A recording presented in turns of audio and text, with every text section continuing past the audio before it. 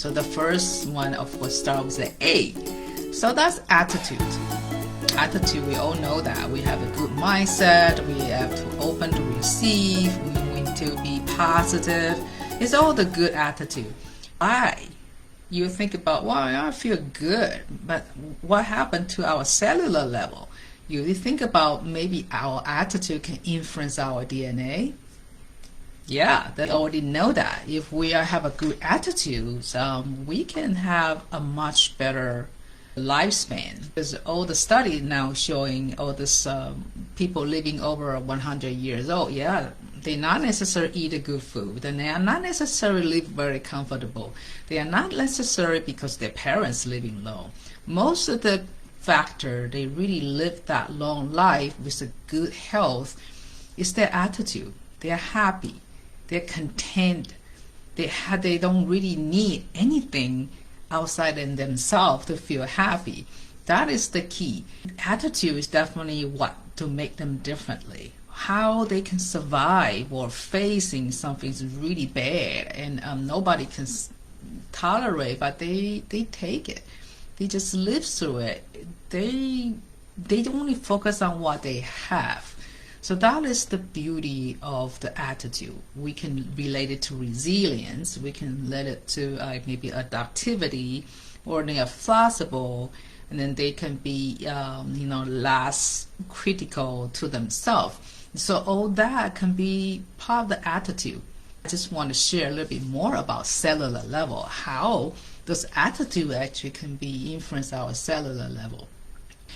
We all know the telomere. I shared so many times about the ends of each chromosome is called telomere.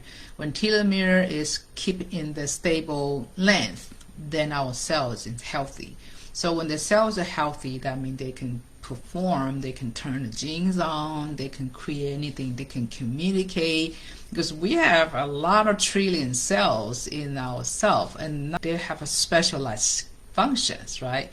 So when that happens, they need to communicate in order to really do it together for our health. So when the good attitude is more like the good frequency, you send it through our five senses. We can smell good, we can touch something, we feel good, and we eat good food, and we listen to great music, and we move around so our energy can be flowing in the great way.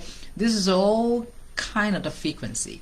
Create this called epigenetic inference. What that means is they are outside of the cells, but they are in the frequency way, so they can tune. Cells can feel, oh, so this, and then they just do different way. We all know by the science, if the environment, the epigenetic environment is good, and the cell will turn on this called growth pathway, so we have a lot of happy hormone and energy, and you just feel good about it.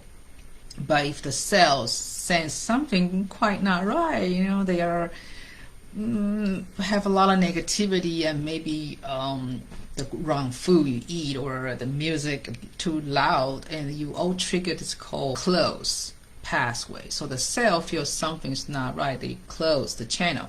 So they try to protect themselves, but in that mood, they actually shut down a lot of things. And that is in the single cellular level too. Like if you see the bacteria under the microscope, it's the exact the same thing. You would trigger something the bacteria don't like, they just get out of the way, and they try to protect. They can sometimes become a spore. They just protect themselves, but kind of dormant, right? But the time is right and the nutrition is right, they start coming back. Then our cells like that. So it's nothing wrong to have a wrong attitude for a day or two. Don't try to pretend you're happy. So when you're not happy, you just honor that truth. When we are in the stress, anxiety, resentment, and unhappiness, grief, and all this negativity feeling, we need to process it. It's the good way to do is to acknowledge, I'm not happy, I'm depressed, I'm angry, I'm sad. I just don't know. I just feel like something's not right. Honor that feeling. We all are not perfect. We all human. Embrace it and recognize it, and allow that low emotion coming, but we need to understand we are in the position we should move up, but gradually and gentle and with love and patience. Don't force ourselves to be positive when you're not ready.